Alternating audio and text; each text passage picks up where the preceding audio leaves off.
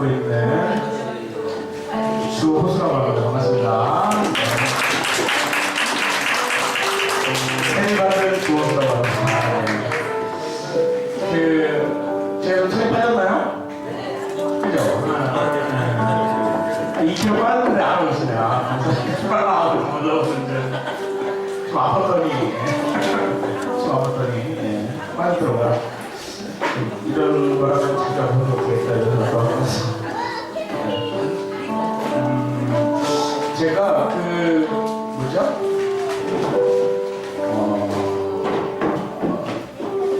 크리스찬 극단에서 공연을 할 때는 거의 매일매일 기도를 했는데 그 극단은 이제 나온 게 아니는데 거기 작품이 끝나고 이제 요즘에는 이제 공포무비에만 일주일에 한 번씩 오면서 기도하게 되는 것 같아요.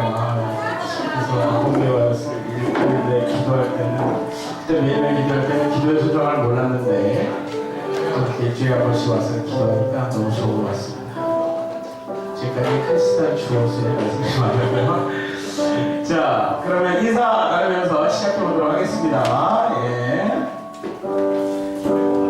시작. 우리 모두 다 같이 손뼉을, 우리 모두 다 같이 어린이들에게 손뼉을, 우리 모두 다 같이 즐거우게 손뼉 쳐, 우리 모두 다 같이 손뼉을, 자, 우리 모두 다 같이 인사해. 우리 모두 다 같이 반갑게 인사해. 안녕하세요. 우리 모두 다 같이 즐거웠게 인사해. 우리 모두 다 같이 인사해. 안녕하세요. 우리 모두 다 같이 어린이들에게 인사를. 안녕하세요. 우리 모두 다 같이 부모에게 인사를. 안녕. 우리 모두 다 같이 즐거웠게 인사해. 우리 모두 다 같이 인사를. 안녕하세요. 우리 모두 다 같이 멀리 계신 분에게 인사를. 안녕하세요. 우리 모두 다 같이 입나서 인사를. 안녕하세요. 우리 모두 다 같이 서로 얼굴 보며 인사해. 우리 모두 다 같이 인사해. 안녕하세요. 반갑습니다. 서로에게 박수 보내주시면서 우리 어린이들에게 박수 보내주시면서 2013년 5월 5일 어린이날 예배를 묵상으로 시작하도록 하겠습니다.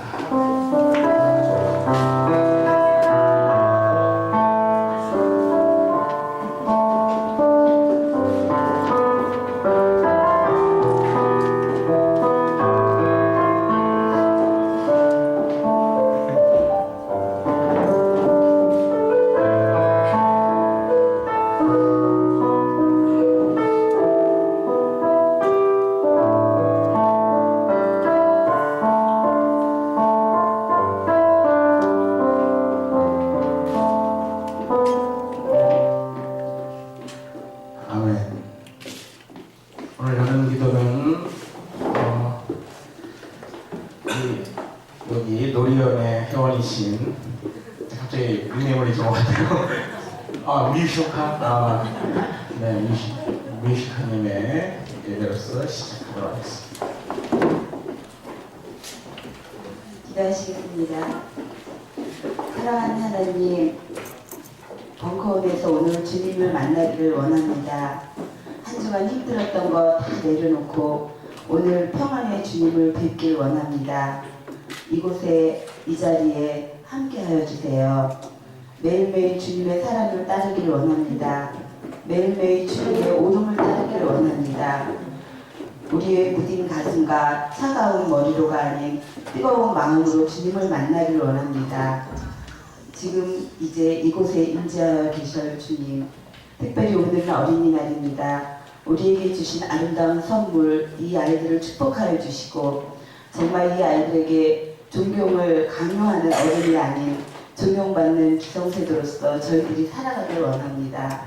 오늘 하루 이 예배도 주님께서 함께하여 주실 것을 믿사오며 예수님 이름으로 기도합니다. 아멘. 네, 매주 진보하는 신학생입니다.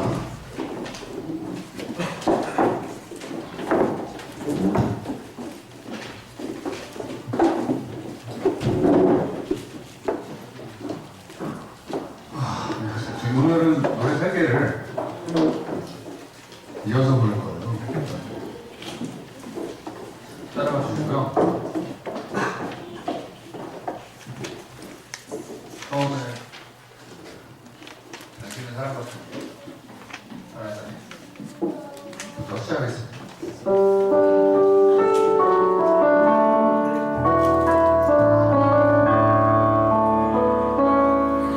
당신은 사랑받기 위해 태어난 사람. 당신의 삶 속에서 그 사랑받고 있지요. 당신은 사랑받기 위해 태어난 사람. 당신의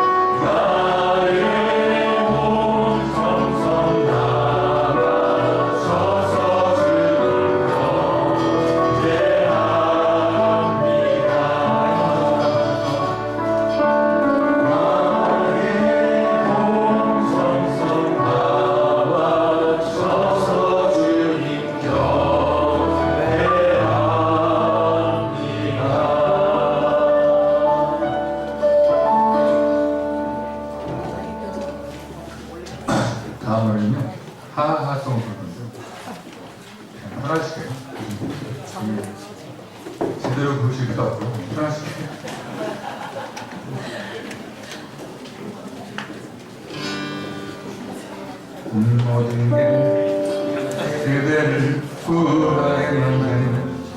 날이면 이 노래를 불러보게 아직은 가슴에 불꽃이 나는 그대여 쉬지 말고 싸워주게 헤이 헤이 헤이 헤이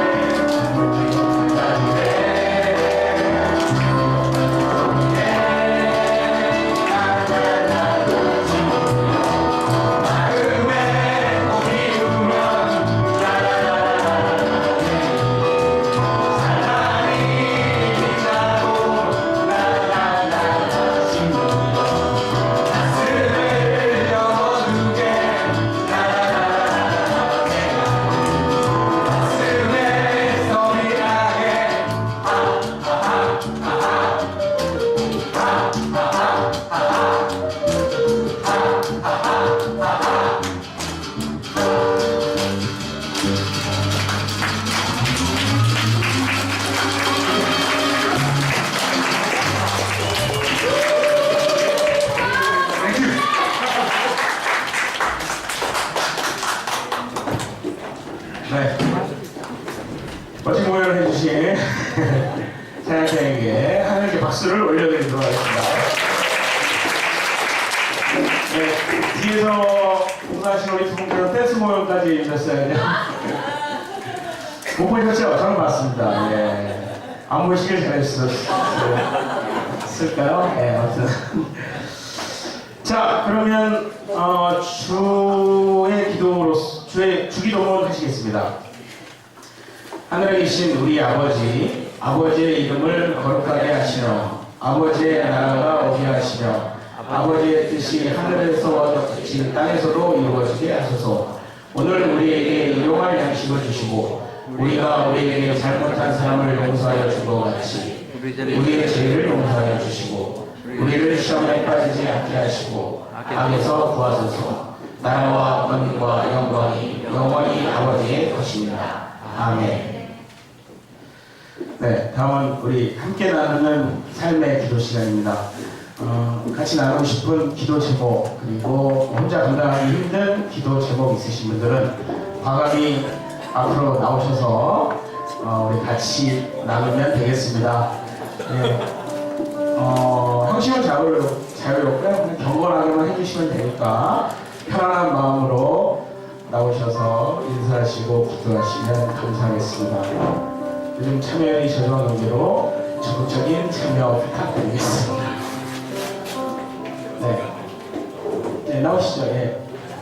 나오시려고 했던 거 아니에요? 나오시려고 했던 거 아니에요? 나오시려고 했던 거 아니에요? 아니요. 네, 알겠습니다. 기도 10초간 시간 드리도록 하겠습니다.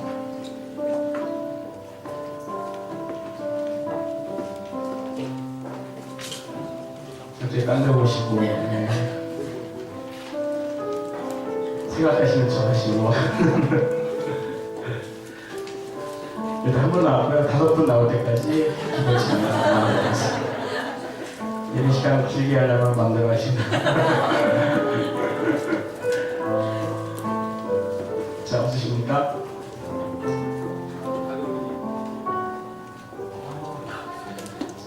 그럼 오늘 처음 오신 분들, 오늘 처음 오신 분 계신가요? 네, 인사, 박수 보내드립니다. 손 한번 들어주세요. 박수 보내주세요. 앞으로 모시겠습니다. 인사기까지 하셨는데, 반가워요. 처음 오신 분들 앞으로 한번 다 모셔보겠습니다.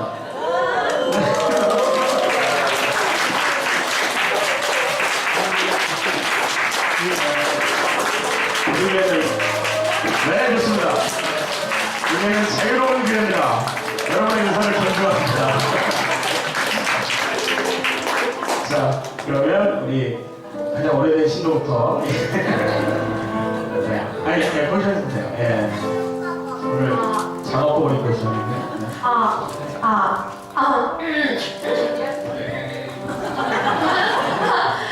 저 공장에서 막 뛰어나온 것 같죠?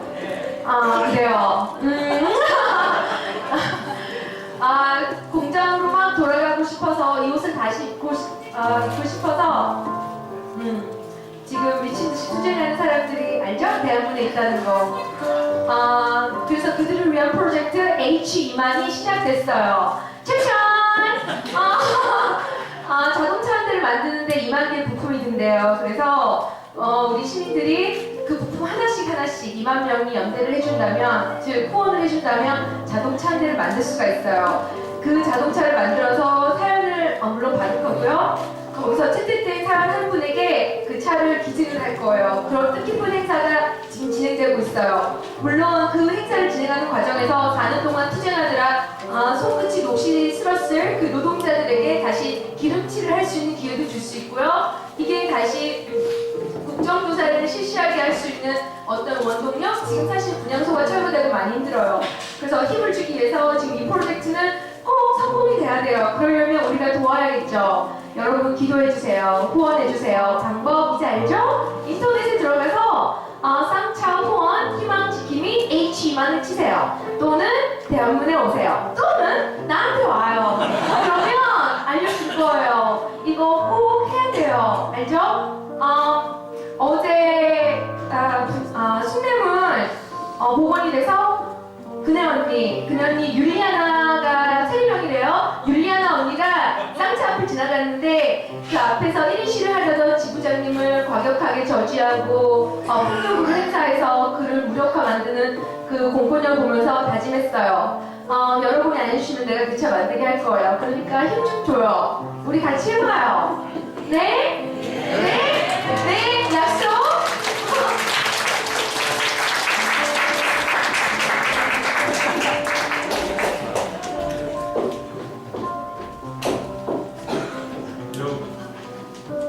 들리시나요? 네. 처음 뵙겠습니다. 이렇게 뜻밖의 처음 방문해주셔서 큰 사랑을 받게 돼서 뜻밖이네요. 만나뵙게 돼서 영광입니다. 네. 처음 방문했으니 제 인사를 드리도록 하겠습니다. 저는 지금 신학생이고요. 제가 다니는 학교는 한세대학교 대학원입니다. 아시겠지만 여기에 계시는 큰 목사님이 저희 학교 따로 말씀드리지 않으셔도 어떤 그런 힘들고 어려운 어떤 그러한 여러분이 아마 더 잘 아시다 믿습니다. 그래서 제가 이곳에 온 이유도 어떤 이런 현실이나 인식과 이에 대해서 어떤 대안을 찾고자 하는 그런 마음 가운데 이곳에 오게 된 것 같습니다. 지금 어떻게 보면 한국 교회가 이렇게 어렵고 힘든 상황이 있지만 이런 대안적인 노력들이 하나씩 곳에 일어날 때 그때 정말 하나님의 공의가 이 땅에 강물처럼 들어오고 정의가 쏟아지는 그날이 될 것 같습니다. 지난주에 그 청계천의 전대일 다리 한번 다녀왔습니다. 그 동상을 보면서 느꼈던 점은 그 전대 청년의 삶이 우리에게 말을 공급하는 무엇인가. 그 40년 전 과거의 사고를 늘 토대하는 것이 아니라 그 청년의 삶은 우리가 살아갈 미래를 숨짓이라고 이렇게 저는 생각을 해보았습니다. 그래서 여러분과 함께 기쁘고 좋은 날을 만났으면 좋겠습니다. 감사합니다.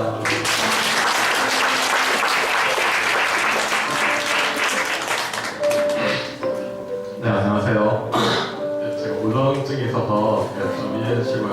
저도 신학생이에요. 그래서 저는 오늘 두 번째 방문이고, 저는 광화문의 정부의 신학대학교 지금 재학 중인 신학생입니다. 그래서 오늘 한 회를 조사님을 제가 페이스북 친구예요.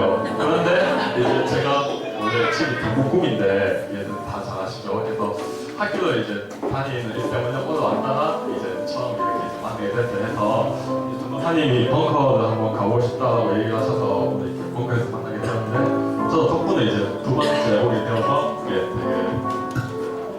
되게 즐겁고 반갑고 아시는 분들도 있어서 되게 좋았고요.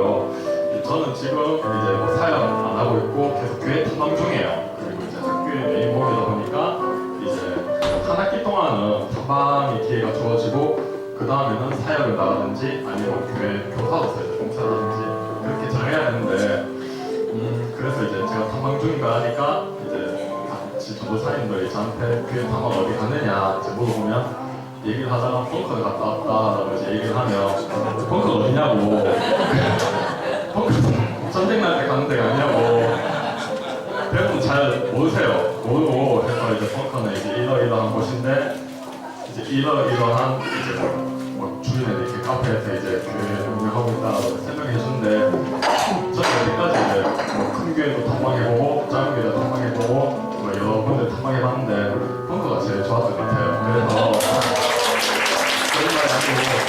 전도사님들한테 벙커 홍보를 하거든요. 벙커에서 이런 부분들이 굉장히 좋다.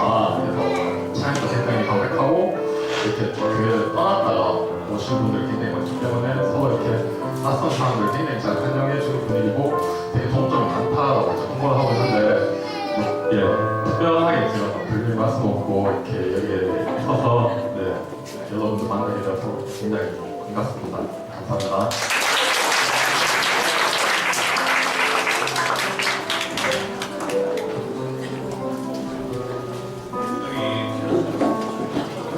깊게 많은 생각도 없이 나왔습니다.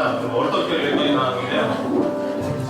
그러니까 오늘도 그냥 어떻게 갈 길 가는 대로 가다 보니까 여기까지 오게 됐고, 하여튼 오게 된 계기는 여러 가지 있을 수 있으니까 앞으로 그러니까 첫 만남이니까 좋은 만남, 좋은 관계 가졌으면 좋겠습니다. 이상입니다.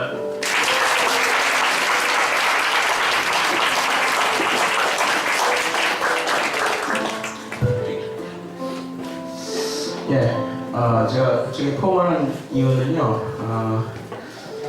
지난주 우리 소모임 미션이었습니다. 시청자 여러분에게 포옹으로 인사해라. 그런 미션이 있으니까 오해하지 않으셨으면 감사하겠습니다. 저는 했습니다. 나머지 여러분들도 해주시기 부탁드리면서, 자, 우리 힘들게 투쟁하고 계신 쌍차 여러분들과 그리고 이렇게 복권교회를 칭송해 주시는 우리 신학생 여러분들 모두, 세신자 여러분들을 위해서, 복권지체 모두를 위해서 우리 축복의 통로 하시겠습니다.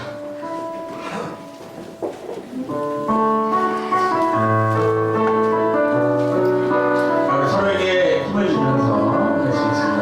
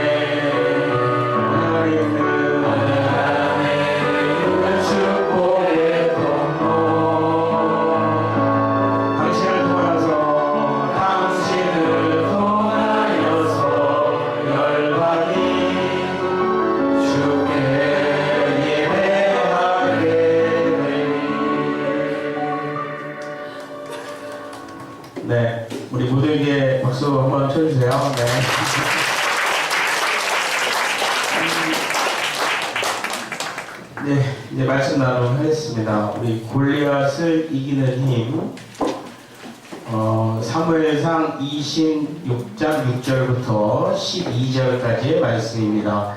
제가 한 절 읽고 여러분들이 큰 소리로 한 절 읽으시면 되겠습니다. 다윗은 햇사람 멜렉과 스루야의 아들 요압의 형제인 아비새에게 누가 자기와 함께 사울의 진으로 내려가겠느냐고 물었다. 제가 내려가겠습니다 하고 아비새가 나섰다.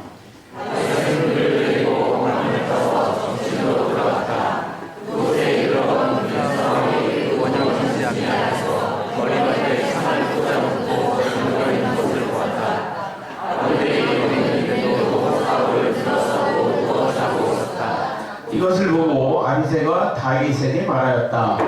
하나님께서는 오늘 이 원수를 장군님의 손에 붙이셨으니 여기 이 창으로 그를 단 한 번에 땅에 박아 놓겠습니다. 두 번 찌를 것도 없습니다. 그렇게 지어서는 안 된다. 누가 감히 야훼께서 이름으로 주신 것을 내게 손대고 용서하지 않겠느냐. 다윗은 다시 말을 이었다. 사울은 어차피 야훼께서 얻어 맞을 뿐이다. 때가 되어서 죽든지 싸움터에 내려가 최후를 마치든지 할 뿐이다.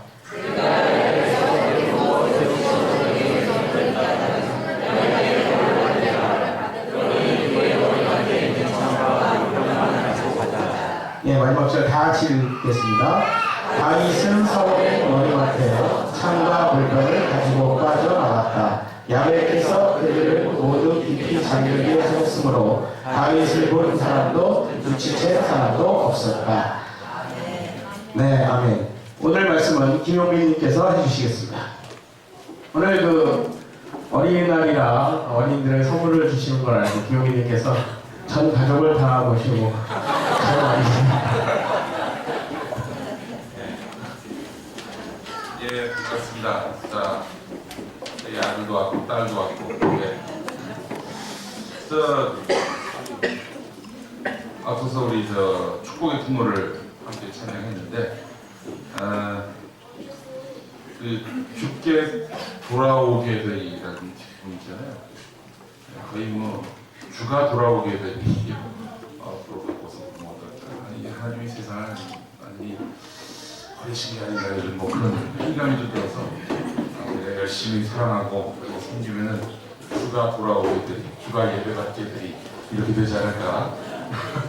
농담을 드리는데 예, 은혜가 됩니다. 예, 자 오늘 어린이날 맞아가지고 예전 모처럼 갑작스러운 제안을 좀 하나 드리려고 하는데 찬송가 예수 사랑하신 분 아시죠? 그분이 함께 좀 불러봤으면 좋겠어요. 아주 가능하시죠?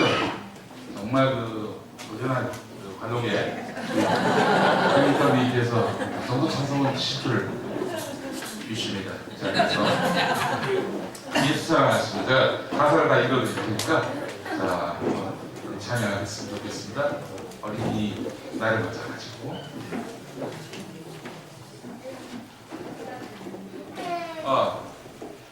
건강하십니까? 예, 예. 자, 저희 돌아가신 이제 할머니께서 저 어렸을 때 손잡고 교회 가셔서 이 찬송을 부르셨던 기억이 납니다. 어린이와 함께 부르는 어른들의 찬송가이기도 한데요. 예수 사랑하시는 분께 찬양하시고 오늘 말씀을 더 함께 나누도록 하겠습니다.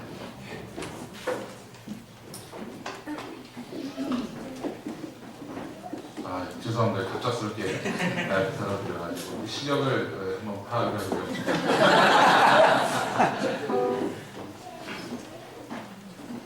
자, 예수 사랑하시면 거룩하신 말일세 우리를 약속한 예수 권세 말입니다.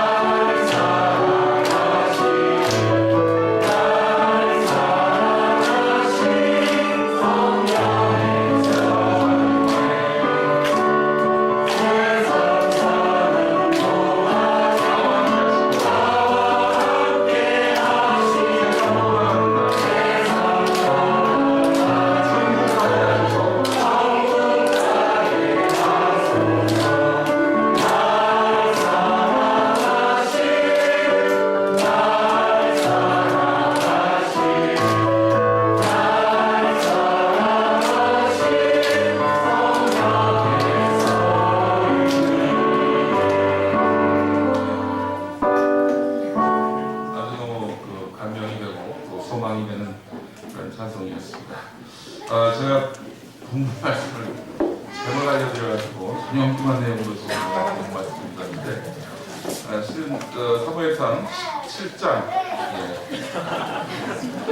골리앗 얘기를 하려고 했는데 이제 소당을 잡으러 가는 그런 거라서 아마 여러분들이 많이 좀 이상하셨을 겁니다. 그래서 너무 송구스럽고요. 네. 자, 17장 45절부터 50절까지 제가 공부하겠습니다. 오늘 사무엘상 17장 45절에서 50절까지입니다. 그러나 다윗은 블레셋 장수에게 이렇게 응수했다. 네가 칼을 차고 창과 표창을 잡고 나왔다만 나는 만군의 야훼의 이름을 믿고 나왔다. 네가 욕지거리를 퍼붓는 이스라엘 군대에 하나님의 이름을 믿고 나왔다. 오늘 야훼께서 너를 내 손아귀에 넣어주셨다. 나야말로 네 놈의 목을 쳐서 내 놈을 쳐서 목을 떨어뜨리고 네 시체와 블레셋 전군의 시체를 하늘에 세워 들짐승의 갑으로 만들어 주리라. 그리하여 이스라엘이 모시는 하나님이 어떤 분이신지 천하에 알리리라. 여기 모인 사람은 이제 야훼께서는 칼이나 창바위를 써서 구원하시는 것이 아니라는 사실을 알게 되리라. 야훼께서 몸소 싸우시어 내 놈을 우리 손에 넘겨주실 것이다. 블레셋 장수가 한 걸음 다가오자 다윗은 재빨리 배열에서 벗어나 뛰쳐나가다가 주머니에서 돌 하나를 꺼내어 돌팔매질하여 그 블레셋 장수의 이마를 맞췄다. 돌이 이마에 박히자 그는 땅바닥에 쓰러졌다. 이하여 다윗은 칼도 없이 팔매돌 하나로 블레셋 장수를 누르고 쳐 죽였다. 이런 내용입니다. 자, 소년이 하기엔 너무 어마어마한 일을 했습니다. 예. 여러분, 어떤 분을 영화 감독이라고 할까요? 한 몇 편을 찍어야 영화 감독이라고 할까요? 한 편만 찍어도 영화 감독이에요. 한 편만 찍어도. 소설가도 마찬가지입니다. 한 편만 써도 소설가라고 호칭하고 다녀도 문제가 안 됩니다. 마가렛 미첼이 일생 유일하게 쓴 작품 바람과 함께 사라진 아닙니까? 이거 하나로는 뭐 정말 명소설가의 이름을 올릴 수 있었습니다. 흥행한 작품이 하나라도 있으면 그 한 편만 찍어도 영화 감독이라고 불렀는데 인색하지 않습니다. 뭐 잘 알려지지 않는 영화 한 편 만들어 놓고 영화 감독이다 이렇게 얘기하고 나면 좀 명소스럽지만 시작이 한 편이라도 있다면 정말 대박이죠. 로버트 태권브이를 만든 김청기 감독. 이분에게는 로버트 태권브이 말고 또 있습니다. 유명해서 뭐였을까요? 또리 장군이었습니다. 또리 장군도 이분의 작품입니다. 1976년작이 로버트 태권브이인데 김청기 감독 후작 가운데 또리 장군도 있었다. 1983년이가 나왔습니다. 우리나라 최초의 애니메이션이면서 당대 어린이들을 열광케 했던 로버트 태권브이의 김청기 감독. 그 뒤로 뭐 뚜렷하게 작품 활동을 하신 게 있나 싶긴 하지만 어쨌든 우리는 김청기라는 이름의 감독 붙이기를 정해주셔야 되겠습니다. 1983년에 김청기 감독은 또 다른 작품을 만드는데 이게 아는 분들이 많지 않습니다. 기독교 영화 다윗과 골리앗이었습니다. 모르셨죠? 이런 거 만들고 마치 그 로버트 태권브이를 본 듯한 다윗과 골리앗입니다. 예. 김청기 감독은 독실한 개신교신자였고 이 작품에서는 각본, 제작, 감독 이 3역을 혼자 도맡았습니다. 근데 이번에 고집스러운 제작 원칙이 있습니다. 사무엘 상서에 나와 있는 내용을 토시 하나 안 틀리고 그대로 만화로 구현하기라 이런 마음을 갖고 하셨어요. 그러다 보니까 내용도 당시 개혁 한글 성경 내용이 그대로 있다 보니 어린이들이 좀 이해하기 힘든 또 골리앗을 이제 돌을 맞춰서 눕히는 이 과정이 아주 너무 적나라하게 그려지다 보니 이게 과연 어린이 영화인가 싶은 일종의 문제작이었습니다. 저 초등학교 때 교회에서 이걸 봤는데 다윗과 골리앗 사건을 영원히 잊지 못하는 충격적인 작품이었습니다. 그 일부분을 한번 더 보도록 하겠습니다. 불을 좀 꺼주시겠습니다.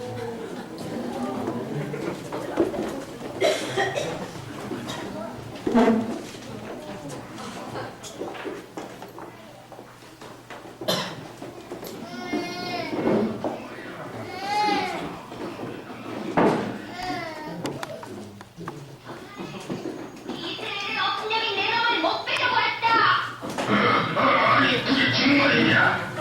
아니, 골리앗과 싸우겠다고 저 녀석 머리가 어떻게 되나이 아닌가? 응? 무서우면 항복할 일이지. 어린 애송이를 보내다니. 이 녀석아, 내가 걔는 줄 알아. 막대기를 들고 나오게. 그렇다. 개만도 못한 너의 그 하마 같은 입을 막아주려고 한다. 이놈이 어를 보여. 좋다. 어디 나와봐. 이놈의 살점이 공기의 새들과 들짐승의 밤이 되게 해줄 테니까. 차가 칼을 가지고 내게 덤비지만 나는 망군의 주 여호와 하나님의 이름으로 너를 치겠다. 오늘 하나님은 너를 내게 넘겨주실 것이므로 나는 너의 목을 베어 내게 감고 모든 블레셋 전사들에게 이끄는 하늘의 새와 들짐 속의 밤이 되게 해주겠다. 알겠느냐? 저 독사리 맞춰주세요. 온 세상에 하나님이 계시다는 것을 알게 할 것이다. 싸움은 하나님이 다스리는 것. 하나님은 너희들을 우리 손에 넘겨주실 것이다. 말을 잘했다 꼬마야. 이제 그 말을 다시는 짓거리지 못하게 해주겠다.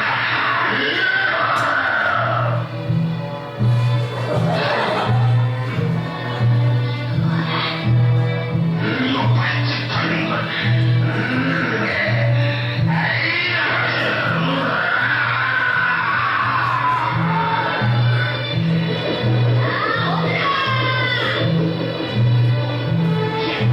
싸움이야 심하게 원하는 애미 어린 문제 하나 떨어지는 것은 뭐?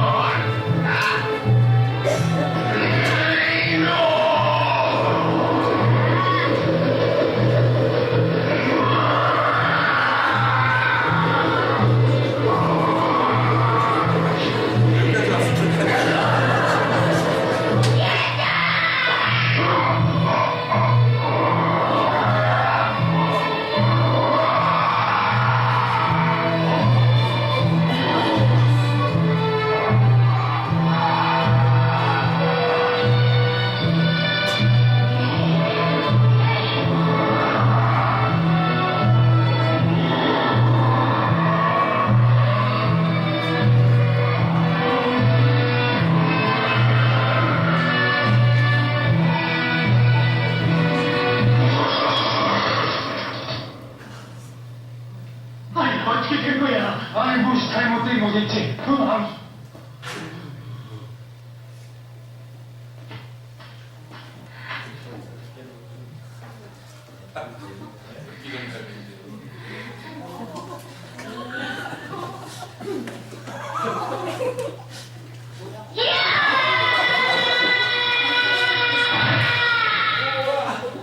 이게 어떻게 된 거야? 우리 그냥 골렛이 죽은 거야. 너희들의 장수 고리의 종이 여기에 뛰어났다. 이때도 블랙 병사를 쳐요.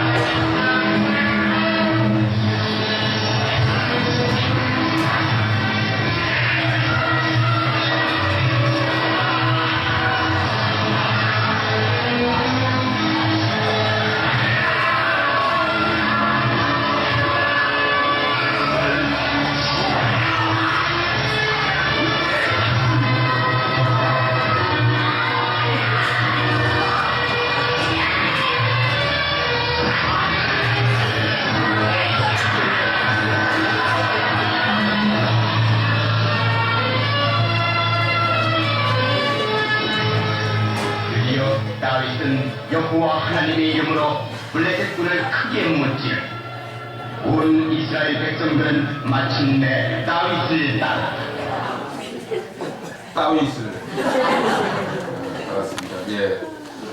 나름대로 이분은 이 사실상을 구현하기 위해 아주 그 대사를 그대로 성경의 것을 따라서 썼습니다. 예. 이 영화는 결국 흥행에 실패했습니다. 예.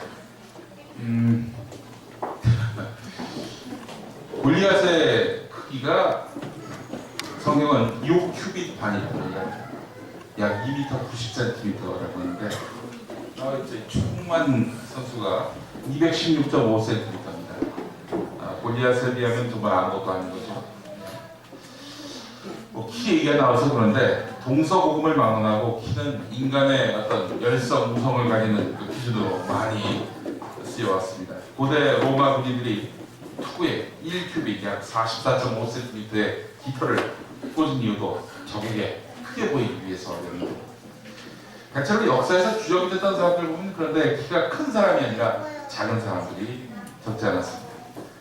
나폴레옹 간신으로 알려졌죠. 근데도 그 사람은 당시로서는 평균보다는 컸던 167cm였습니다.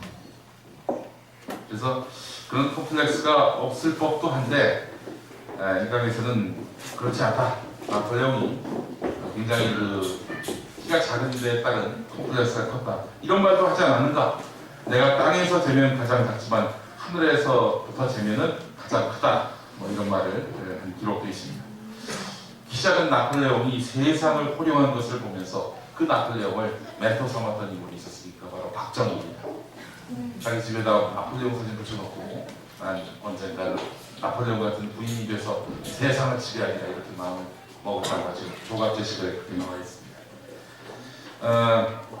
근데도 그 박정희 대통령 키가 164cm인가 그렇습니다. 고등학교 때는 워낙 잘 먹지 못해가지고 138cm 키가 됐었어요. 레닌이나 프루시초프 같은 사람도 그랬습니다. 어떤 여대생이 180 안 되는 남성을 로저라고 이야기했습니다.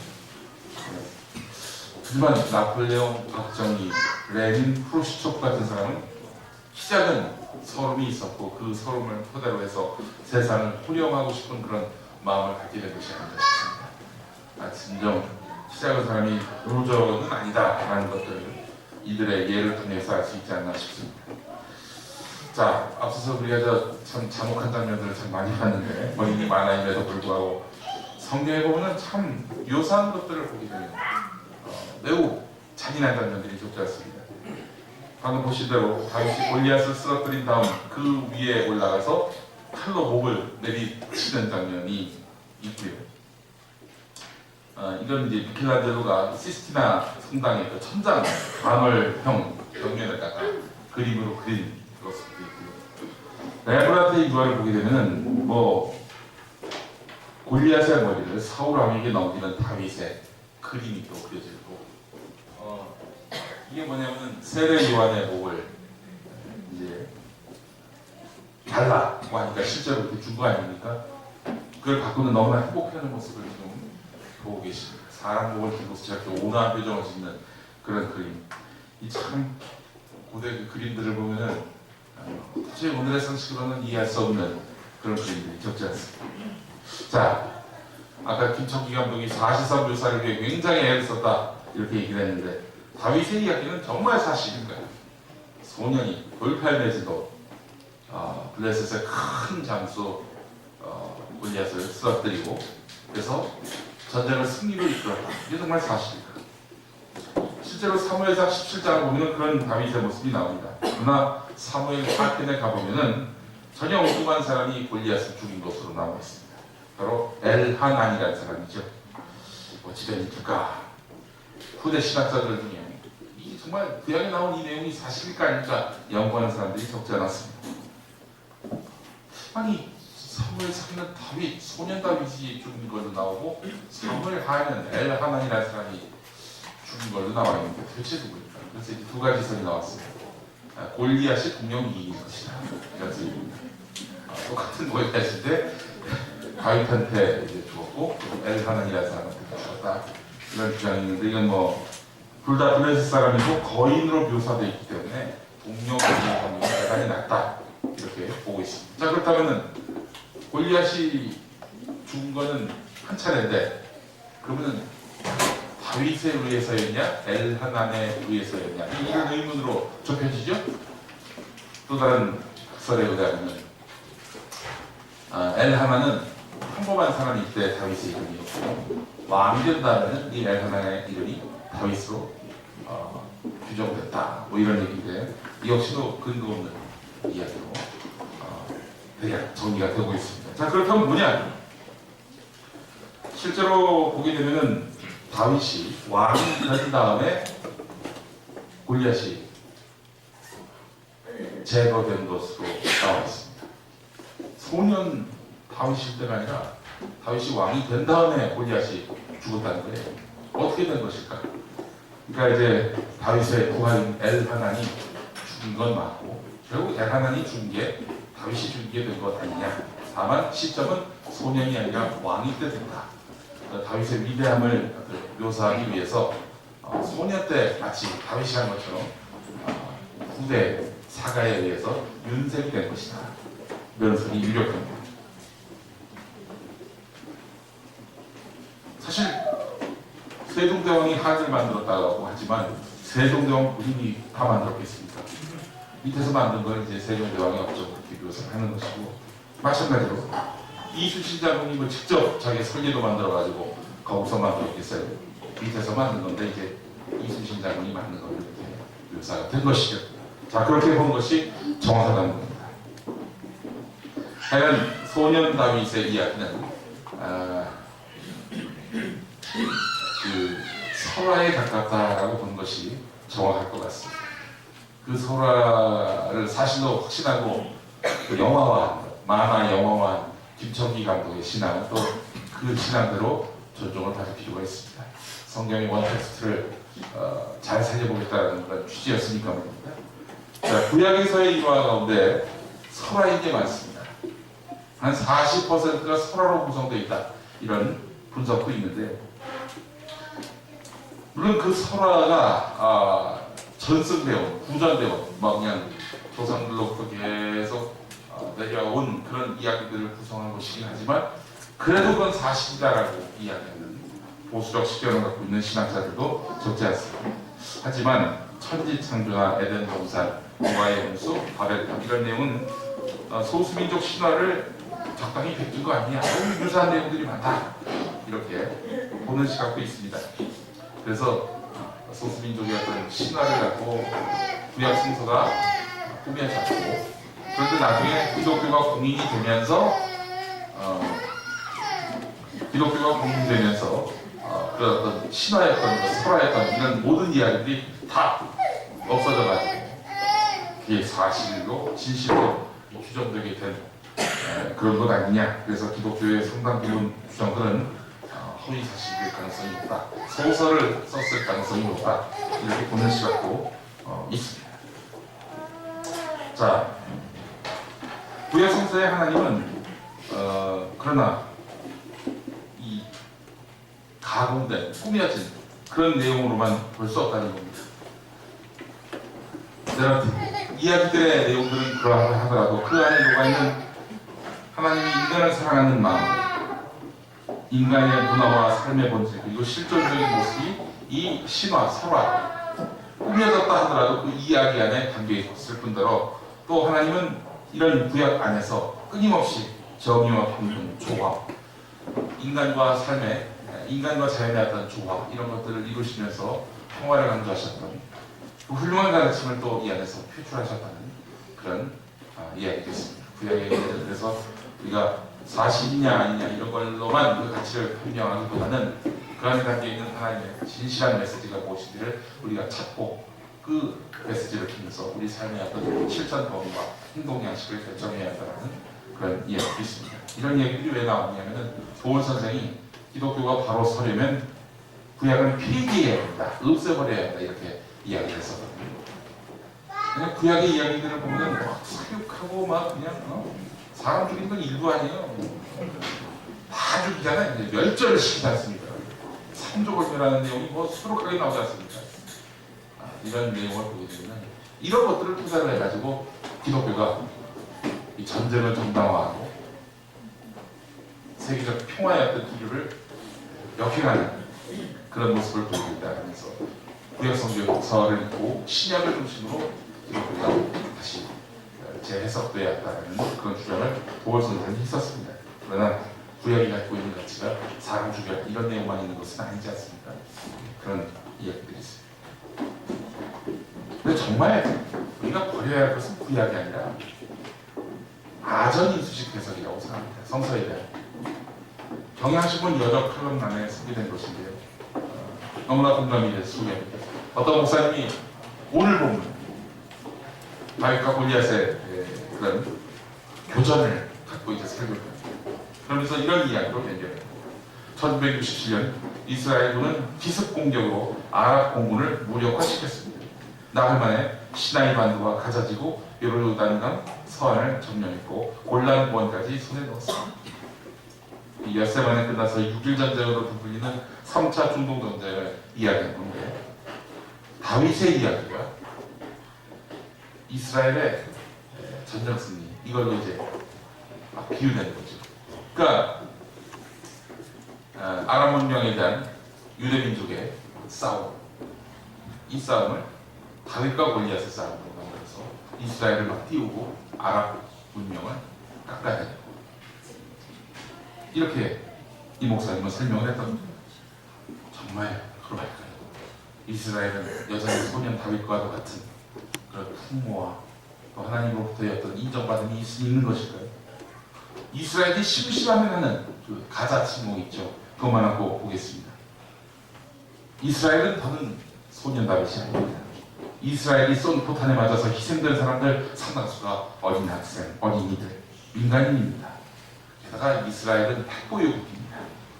북한은 안 되지만 이스라엘은 된다는 이런 미국의 처사가 참 의아하죠.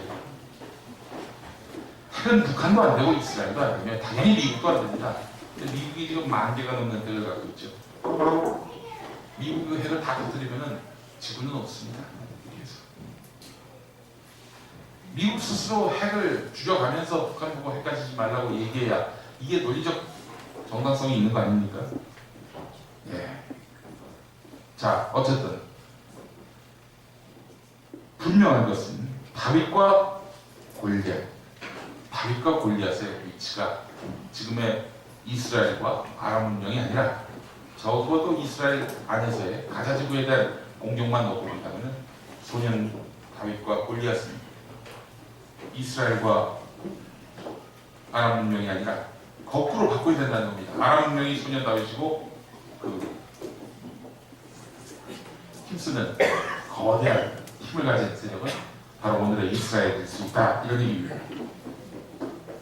그래서 실제로 팔레스타인에서 시위하는 소년들은 이스라엘 탱크에 돌팔매로 맞서고 있습니다. 아이고 기가 막힌 역설이죠. 이런 패러독스가 있습니다. 자, 근데 이스라엘의 그 팔레스타인 공격, 아랍 문명에 대한 공격은 다 이유가 있습니다. 선거 때문에 선거 때문에. 선거가 닥쳐온다 그러면 가자를 공격합니다. 막 우익불로와도 막 그래 싸워야 돼. 저놈들은 제거해야 돼. 막 이런 호전적 정서를 불러일으키는 거죠. 우익 정서에 호소해서 집권하려 한 것입니다. 이스라엘의 이 우파들. 우리나라 대선도 보세요. 이제는 안 먹히지만은 대선만 되면 막 북풍을 일으켜가지고 점수 따지는 이 새누리당 세력을 보십시오. 같은 맥락이에요. 일본의 그 아베도 마찬가지입니다. 아베가 이것을 들면서 계속 평화법의 근간을 흔들고 자유권 활동을 일종의 어떤 그 군사적 행동을 정당시하는 그런 식으로 이걸 논리를 만들게 하지 않습니까? 아시는 대로 세계 2차 대전 끝나고 나서 일본은 더 이상 남의 나라가 침공 못하도록 군대를 없앴습니다. 미국에 의해서. 그게 바로 평화법이죠. 오로지 누군가 침공을 하면 거기에 막을 수 있는 자위대 만들 수 있습니다. 일본 군이 없어요. 자위대만 있을 뿐이죠.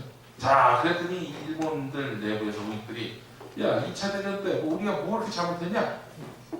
이러면서 우리도 군인을 둬야 되고 우리도 군대를 둬야 한다고 막 이런 목소리들이 그 심심찮게 나오고 있는 거예요.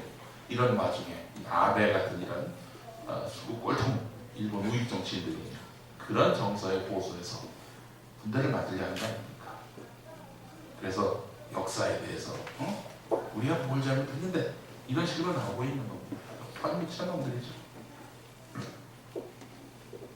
우리나라의 그 일부 엇나간 우익들도 마찬가지입니다. 친일행위 뭐 잘못했는데 일본이 결국 저 우리나라 이렇게 근대화에 초석을 다져준 건 맞잖아. 그 무능한 조선은 무슨 희망이 있었겠어. 이런 얘기를 떠드는 인간들이 있습니다. 일제 그 조선 강점, 한국 강점이 축복이다 이렇게 얘기하는 얼빠진 인간들.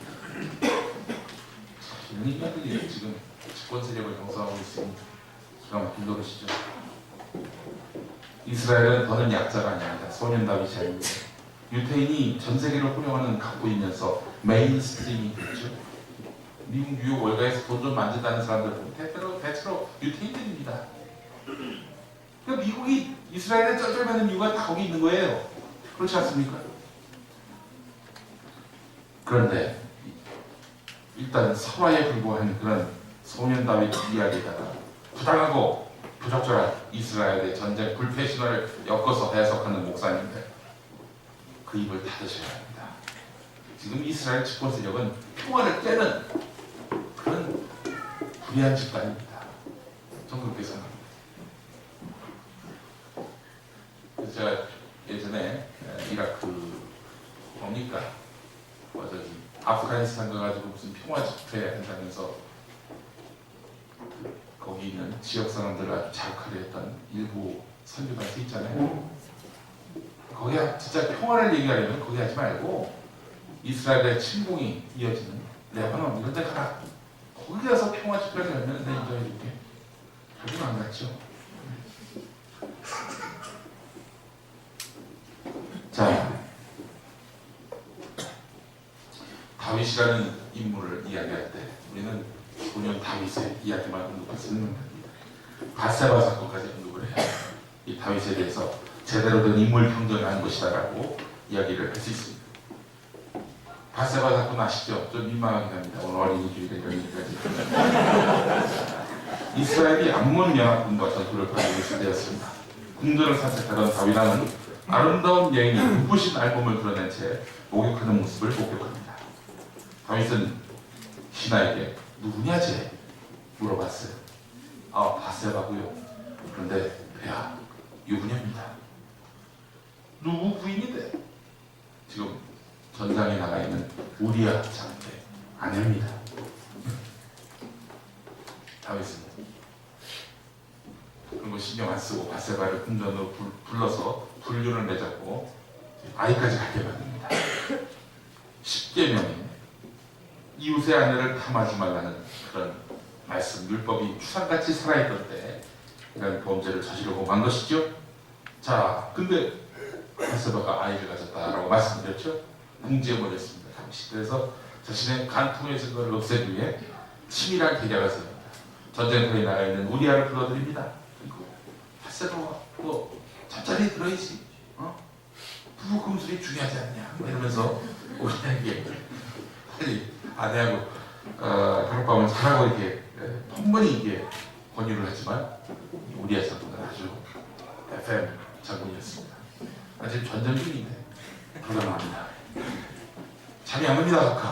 그냥 이런 거예요. 그래서 결국은 스포로 들어옵니다. 급기야 우리아를 죽이기 위한 무시무시한 전략을 세웠는데 우리아 상관에게 도저히 이길 수 없는 곳에 우리아 혼자 보내라. 전사하게. 그래서 정말 전사했어요. 우리아. 이웃의 아내를 탐하지 말라 정도가 아니라 살인하지 말라는 계명까지 얻게 됐습니다. 우리아가 제거되자 다윗은 보란듯이 밧세바와 결혼합니다. 자, 이 스캔들을 백성들이 알게 됐습니다. 분노하게 됐습니다. 그러자 다윗은 하나님께 용서를 빌었습니다. 그리고 솔로몬을 낳았습니다. 밧세바 사귀었습니다.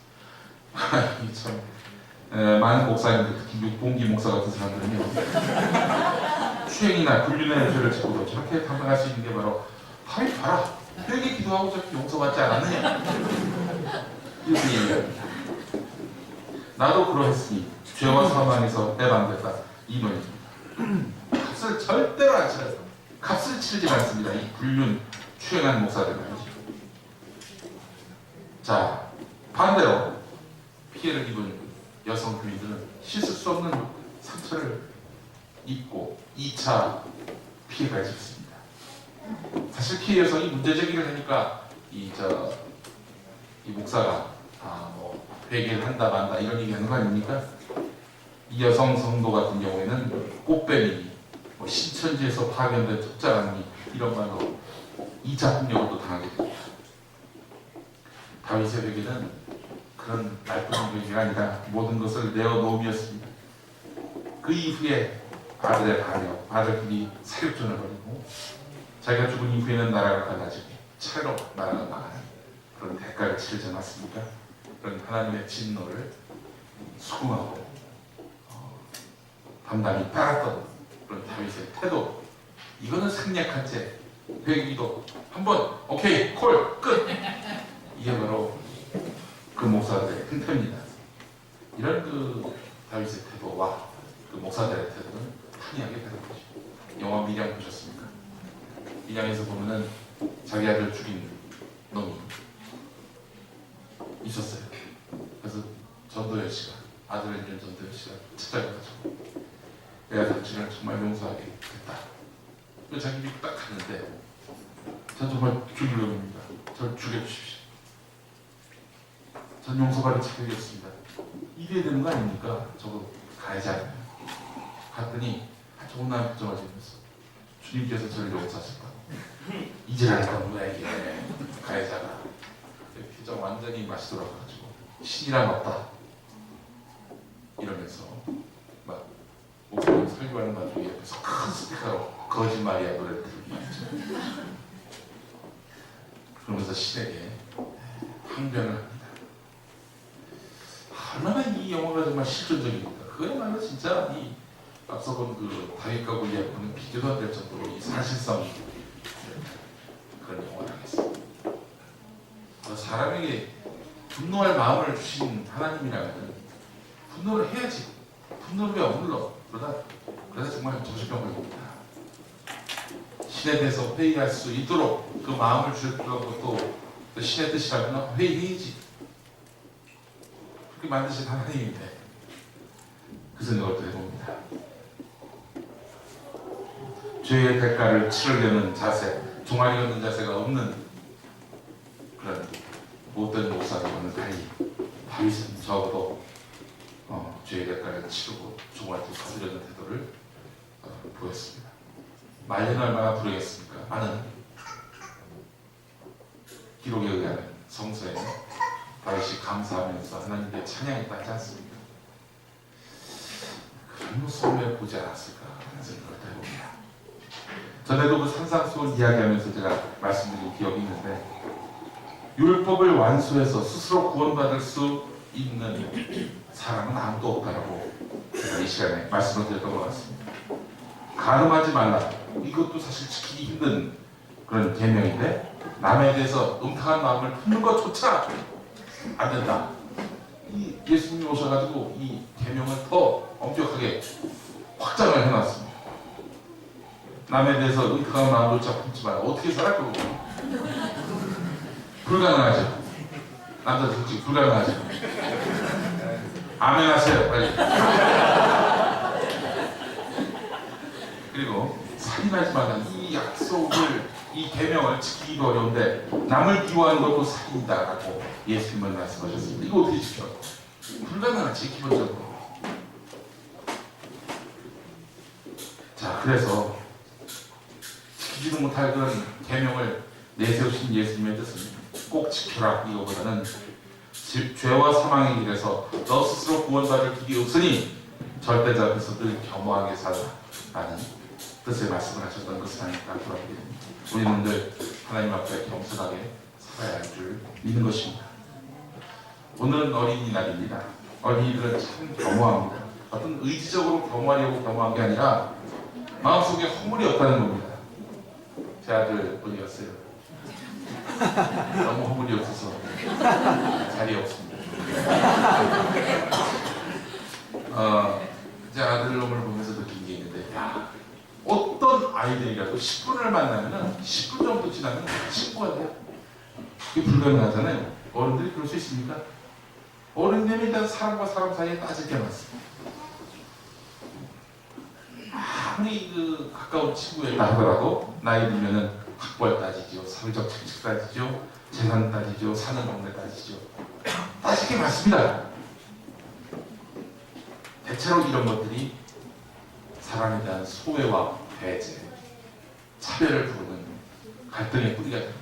죄의 근원이 됩니다. 그렇기 때문에 어린 아이와 같이 살아야 하는데 쉽지 않죠. 근데 지난주에 제가 서영석 저희 그 미디어 동조합의 이사님으로부터 들은 얘기가 있는데, 야, 그 아무 소용없다. 나이 55살만 나오면은 그 아무런 소용이 없다고. 그때는 건강밖에 빠지는 게 없다고.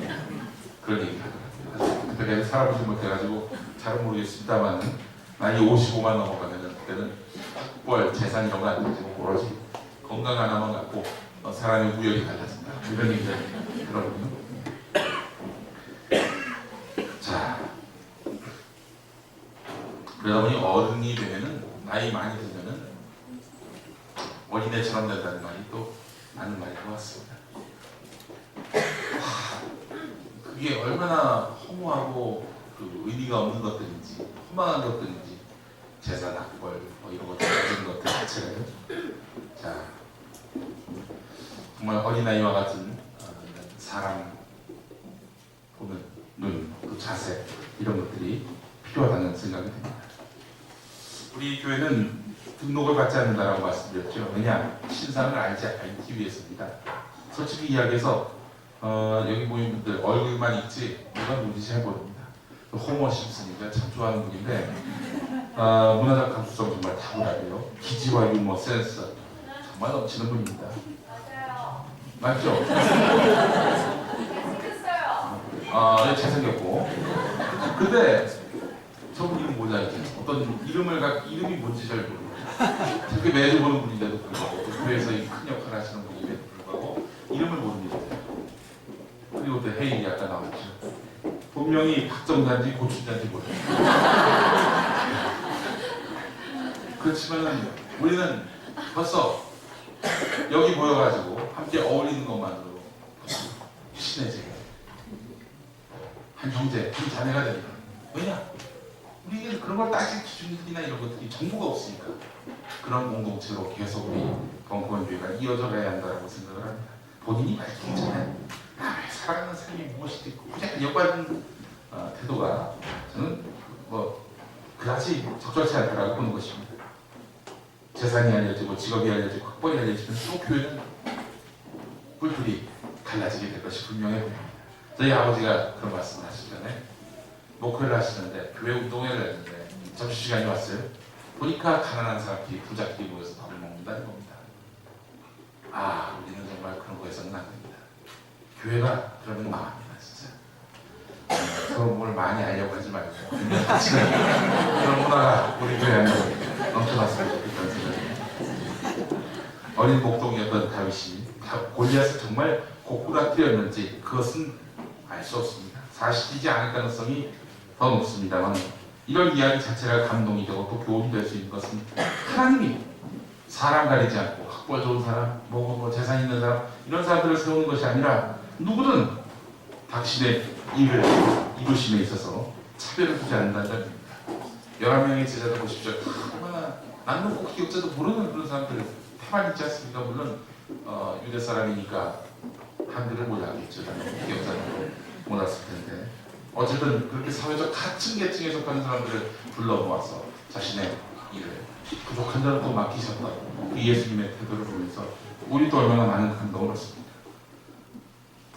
사람을 통하기 힘들면 고양이를 통해서도 역사하실 수 있는 고양이라고 생각합니다. 제 동생하고 저기 어려서 같이 오랫동안 지내지 못해서 사이가 안 좋았는데 집에 고양이를 키우면서 굉장히 친해졌어요. 네. 화평케 하기 위해서 형제간의 우애를 다지기 위해서 고양이를 또 보내신 하나님이 되셨고 심지어 생물체가 아니라 돌들을 통해서라도 불의한 시대에 준엄하게 꾸짖는 그런 역할을 하나님은 맡기실 수 있습니다. 사람이 이야기하지 않으면 돌들이라도 설치리라 이런 말씀 여러분 기억하시죠? 내가 미약하고 부족해도 앞서 우리가 찬송가 했었죠. 예수 사랑하시면 가사를 보면은 내가 연약할수록 더욱 귀히 여기사 높은 보좌에서 나를 내려보시네, 이런 말씀이 있었듯이 정말 내가 미약하고 부족해도 하나님이 나를 통해서 세상을 들어 움직일 수 있다는 점 잊지 말아야 할 줄 믿습니다. 우리가 사람을 사람으로 보지 않고 차이와 차별을 앞서는 순간 우리는 하나님의 통치 궤도 밖으로 빠져나갈 수도 있다, 이런 사실을 잊지 말아야 할 줄 믿는 것입니다. 우리는 5월 가정의 달, 이단 우리 식구끼리만 가정이 아니라 우리 교회도 하나의 가정과 같은 그런 공동체를 형성해야 할 줄 믿습니다. 우리는 다 같은 형제요 자매입니다. 5월 9일이 사실상 우리 벙커원에서 기도 모임이 시작한 날입니다. 그래서 참 의미가 있는 이번 주간인데 우리 공동체의 화해와 평화와 사랑이 늘 우리 교회 가운데 넘쳐서 이렇게 아름답게 1년을 맞게 해주셔서 얼마나 감사하다고 모르겠습니다. 이 사랑은 온누리에 전파하면서 온 세계가 차별과 수혜, 배제가 없는 그런 아름다운 세상으로 갈 수 있도록 함께 서로 힘을 모으고 협력했으면 하겠습니다. 함께 기도하시겠습니다. 하나님, 기다리고 골리앗을 이김도 풀리겠습니까? 우리가 하나님의 뜻을 수행하면서 겸손하게 살 때에는 세상이 줄 수 없는 어마어마한 힘이 우리에게 부여될 줄 믿습니다. 정말 사랑하며 평화를 누리며 정의를 세우는 그런 저희 공동체가 되게 해주십시오. 벙커원교회를 1년 동안 무사하게 이끌어주시는 애 너무나 감사합니다. 여기 왔다가 잠깐 들러가는 분들도 있었고 또 내내 함께 하시는 분들도 있지만 어쨌든 우리는 다 같은 주 안에 형제요 자매임을 믿습니다. 어느 곳에서 어떤 일을 하든 주여 항상 우리가 예배하는 자세로 우리의 삶을 만들어 나갈 수 있도록 주님 주장해 주시기를 원합니다. 오늘 어린이날 맞았습니다. 우리 교회 이제 어린이들 하나둘씩 늘고 있는데 이 아이들의 미래와 또 정서 속에 하나님의 마음을 가득 담아 주시길 원합니다.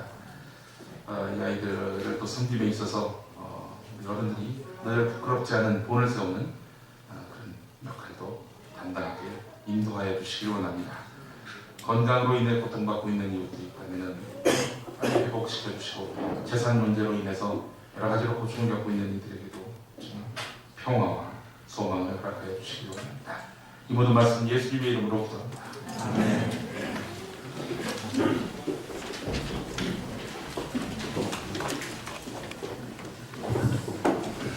자, 다 같이 일어서셔서 축복의 기도를 드리도록 하겠습니다. 또 여기 계신 분과 손을 잡으셔도 좋습니다. 그리고 옆을 살짝 돌아서 한번 웃어주시죠. 3초간 놓겠습니다. 자, 축도하시겠습니다. 주 예수 그리스도의 은총과 하나님의 사랑과 성령께서 이루어주시는 치유가 우리 가운데 영원토록 함께 있기를 주님의 이름으로 축원합니다. 아멘.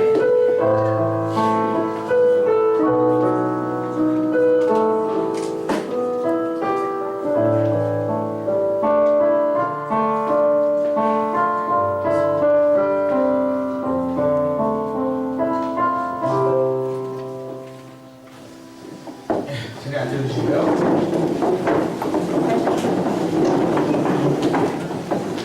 네, 우리 교회 예배 총괄하고 계신 조슈 아님 모시고 우리 광고 말씀 듣도록 하시겠습니다.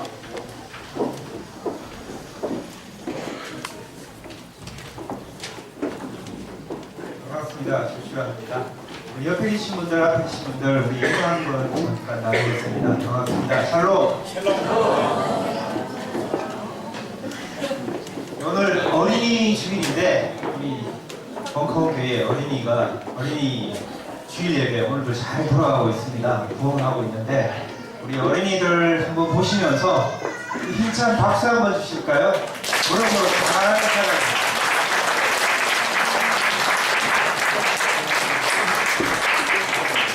그리고 자발적으로 어린이 주일에 선물을 준비해서 나눠주신 분께도 고마움을 전해드립니다.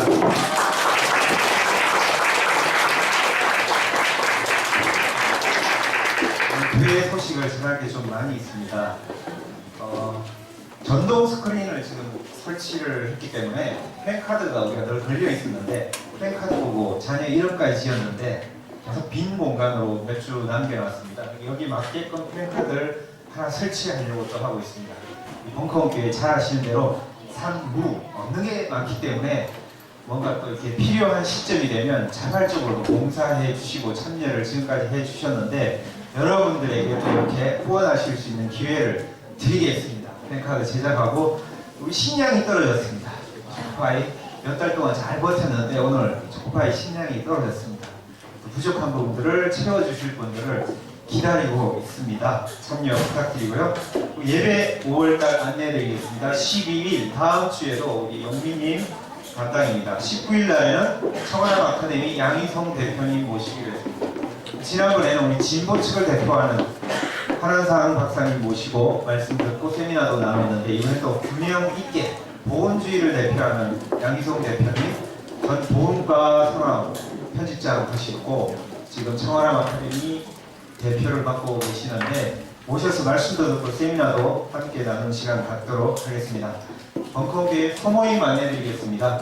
예배 후에 여러분 천장 쪽을 보시면 여러 개의 소모임이 지금 자발적으로 이루어지고 있습니다. 여러분 관심 갖는 부분들 자유롭게 참여해 주셔서 교제도 나눌 수 있습니다. 오늘 용민님 말씀 들려주셨듯이 끊임없이 회의하고 질문을 던지는 그런 신앙 교육도 있고 성서 말씀을 묵상하고 큐티하고 삶을 나누는 교육도 있고 그리고 보태 오늘 함께 나누는 기도 시간에 나왔는데 참여하는 하나님 말씀을 현장 속에서 구현해 나가는 모임도 있고 독서 모임 비롯해서 여러 가지 소모임이 있으니까 참여해 주셔서 좋은 교제 나눌 수 있기를 바랍니다. 반모임은 누구나 다 참여할 수 있는 이 모임에 관계없이 다 모임 끝나고 난 뒤에 식사하시면서 교제 나눌 수 있는 그런 모임입니다. 참여 부탁드리고요. 최근에 놀자연 아주 활발하게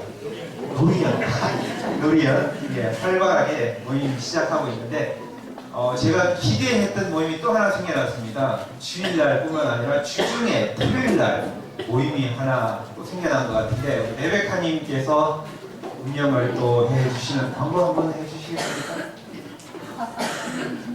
네. 나오신 지도 또 오래되셨고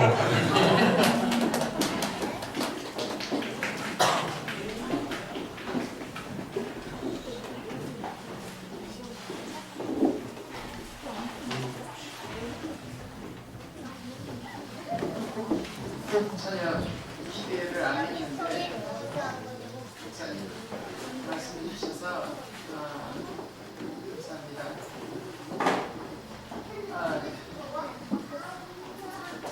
우리 벙커원은 그 여러 개의 그 분야의 섹션이라고 해야 되나? 그런 섹션이 있는데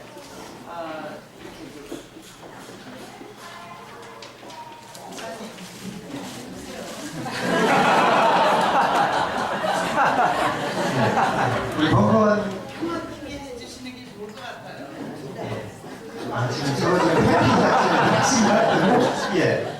벙커교회 홈페이지 보면 자세한 내용 다 기록을 토요일 날에 여러분들 참여해 주시는 걸로 알고 있는데 자세한 상황 알아보시고 그리고 모임에 아주 수준 높은 모임인 것 같아요. 네, 말씀 한번 해주시고. 또 제가 안 나올 수가 없습니다. 저희가 벙커원교회 모인 지 이제 1년 됐고 이제 그동안 이제 좀 자리가 잡혀가고 이제 계속 나오는 우리 벙커원교회 식구들 어려울 때나 힘들 때나 우리가 찾아갈 수 있는 모임이 아직 없었습니다. 그래서 저희들이 저희 6학년들이 모여서 맨 처음에 기획을 한 것이고 지금 이제 생각하고 실천할 수 있는 것은 어제 첫 모임을 가졌습니다. 그래서 우리 기존교회에서는 신방도 하죠. 어려운 사람, 또 힘없는 사람, 억울한 사람, 뭐 그런 이제 부분에 힘을 주기 위해서 신방도 하고 위로도 하고 또 함께 기뻐도 하고 그런 그런 이제 모임들이 있지 않습니까? 그런데 우리도 이제는 밀령이 됐고 또 우리 주변에 어려운 사람들, 힘든 사람들 또 뭐 필요한 곳곳에 손길이 필요할 것 같아서 6학년으로서 먼저 저희들이 깃발을 들었습니다. 그렇지만 저희가 주인이 아니고요. 여기 모인 우리 벙커원교회 식구들이 주인이 되어서 함께 갔으면 좋겠고 또 특별히 우리는 예수 그리스도를 모시면서 그리스도의 말씀과 가르침을 실천하는 우리 모임 아닙니까? 그래서 그 말씀에 따라서 바른 신앙 또 바른 행동 그런 것들을 잘 키워갔으면 좋겠다는 심정으로 저희들이 모였고요. 그래서 그냥 모이는 것만이 아니라 성경 공부를 하고 그 공부 속에서 영성을 키워가면서 실천하는 그런 모임을 갖고 싶어서 모임을 가졌습니다. 앞으로 많은 참여 있고 함께하기를 원합니다. 감사합니다. 반갑습니다.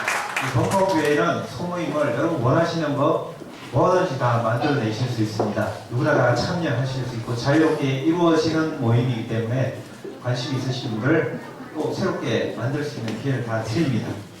중요한 거 하나 그나마 저 열봉님 사진예 1주년 기념해서 여러 가지 행사를 준비를 하고 있는데 벙커교회 또 자원해서 사진 촬영해 주시고 여러 가지 봉사해 주시는 열혈곰택님이 사진전을 벙커교회 이름으로 여시는 것 같아요. 필요한 부분들 협조 요청할 부분이 있을 것 같아요. 잠깐 나와주시죠.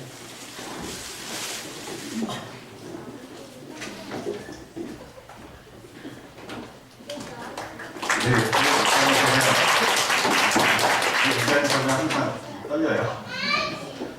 그간 사진들을 쭉 모았습니다. 그 예배 기준을 잡아서 또 우리 완전히 사랑하는 나는 곱이다, 또 나는 곱살이다, 딴따라다 이분들 멤버 저는 낙공수 패밀리라고 저 얘기하고 있는데 그분들 사진하고 여러분들 사진하고 함께해서 대략 40에서 50점 정도로 지금 전시를 하려고 예정을 하고 있고요. 여기 계신 분들 본인이 주인입니다. 어느 분이 될지 저도 모릅니다. 그래서 오늘 사실은 그 샘플을 갖고 왔는데 한 권밖에 안 되다 보니까 굉장히 번잡해질 것 같아요. 결국은 우리 카페에 올려서 교회 홈페이지에 올려서 여러분들이 선별을 해주셨으면 하는 그런 바람이 있고요.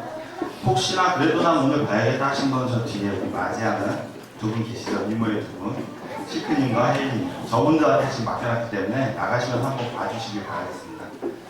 그리고 외에 뭐 별다른 건 없고요. 이상입니다.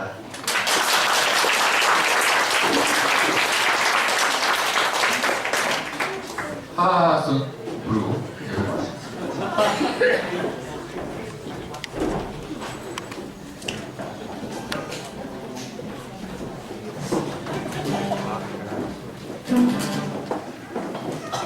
모든 게 그대를 우울하게 만드는 날이면 이 노래를 불러 아직은 가슴에 꿈이 나는 그대여 쉬지 말고 싸워 헤이 헤이 헤이 헤이